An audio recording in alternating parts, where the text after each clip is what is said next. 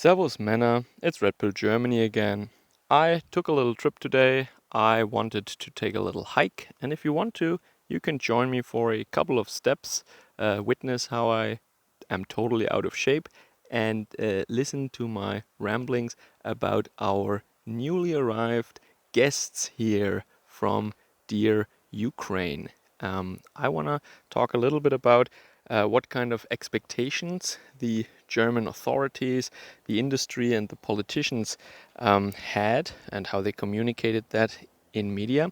Um, and I also want to tell a little bit about what I can infer from the other side, what kind of expectations or what kind of attitudes our dear guests have yeah, towards our side then. No? Okay, so first I should start that, of course, everything is different than in 2015, obviously. They are more or less not described as people who only need shelter and our help. This time they do it differently. They are actually, without a big discussion, there was, well, not that there have ever been discussions, but very, very swiftly, very fast and unbureaucratic, that's always the key word here, they decided that they should be fast-tracked for immigration and also for the German labor market. They should not be treated as people who seek shelter here only, but they should be integrated ASAP into the German labor market. Of course, the hope is that all these women that came to Germany, that they would be nurses and they would be caretakers of the elderly, of which we have, of course, more than enough here in Germany. And they would be competent workers and help the German economy. So, that is one thing. The other thing is that the children, school-age children that came with them, they should be integrated very fast into our German school system, into German classes, and that is something that I have to say now that the Ukrainians don't want at all. Ukrainian politicians are saying that only Ukrainian teachers should be allowed to teach these children. They should not be joining German children in the classroom. And I wonder why that is. And I also wonder if that is the same in Poland, for example. Poland took in many, many more Ukrainians now compared to Germany. Of course, it's closer. It is culturally also not so different, I think. And I wonder if that is a phenomenon you only see in Germany, where the Ukrainians say, no, no, no, you should not teach our kids, only we are allowed to teach our kids. But for the time being, I only heard that about Germany, obviously. Doesn't mean that in other countries it's not the same thing. But I wonder what we can infer from that. What does that mean?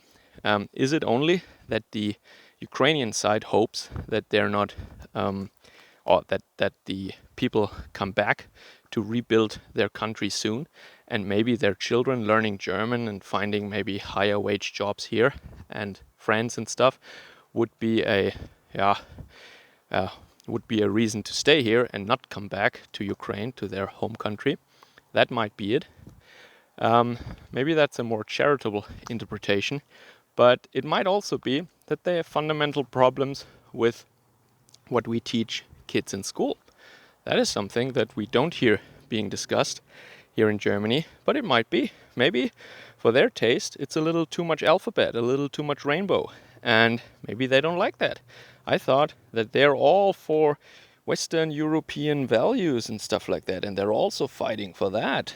But apparently, when it comes to teaching their kids that stuff, they say no, no.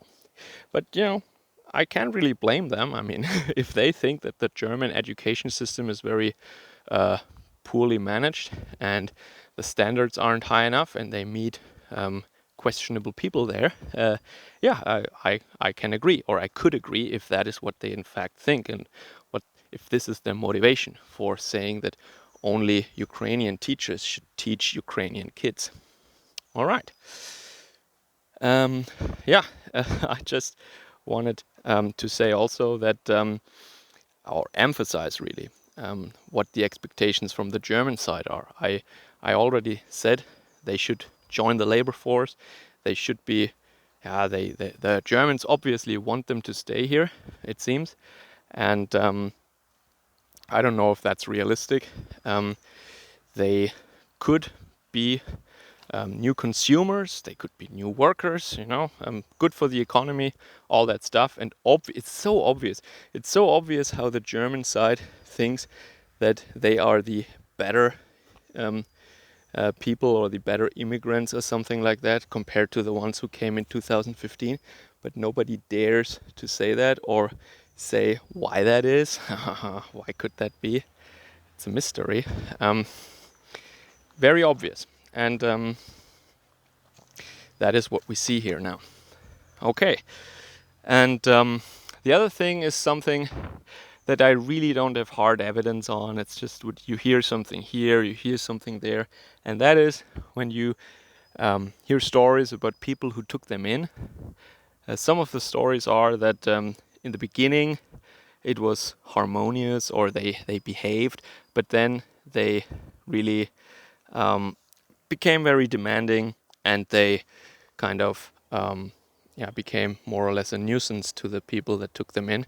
And I really don't know if that is true or not, or if that can be generalized, or but it seems like that the people who are hosting them, that they don't want to do that for a longer time, just for a very short time.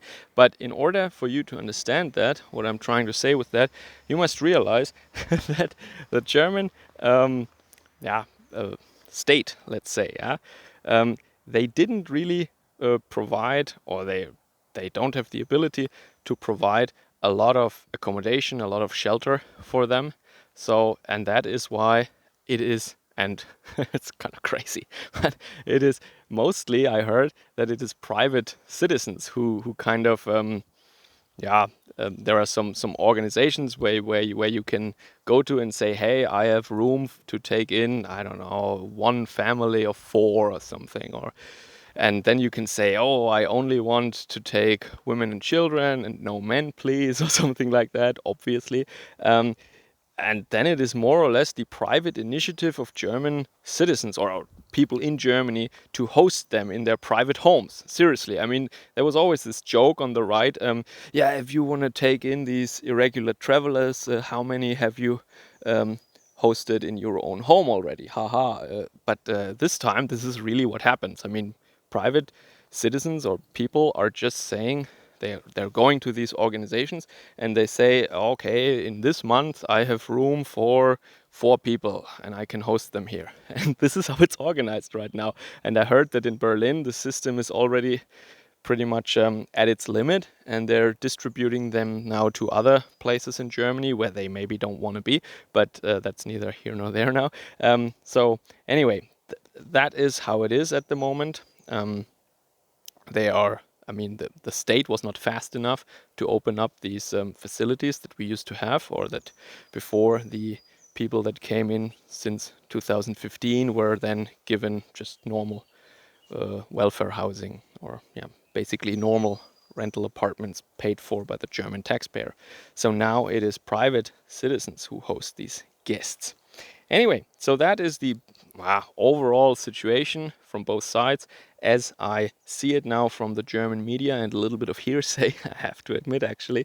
And bottom line, the Germans, or the German industry and the politicians, they think that that can be profitable if some of these people stay, and maybe in the sectors where we need workers, cheap workers, that is healthcare, or care for the elderly. They always have these initiatives, some nurses from Korea or this and that, and now that's their new hope, because to do these jobs that nobody wants to do for the pay that they offer. And the other thing is that the Ukrainians don't want their kids to be taught by our teachers, and that is pretty much the situation right now. So I wonder how long they will stay. I heard that some of them were actually already going back, but yeah, we have no way of telling how the situation will evolve and what that would mean for Germany if it is unsafe there long enough for them to stay here and their children to learn German then and then actually really become German citizens and stay here or something like that, or if they really is the like normally it is intended that they stay here only temporarily and then go back once it's safe again. Let's see. Servus, Kameraden.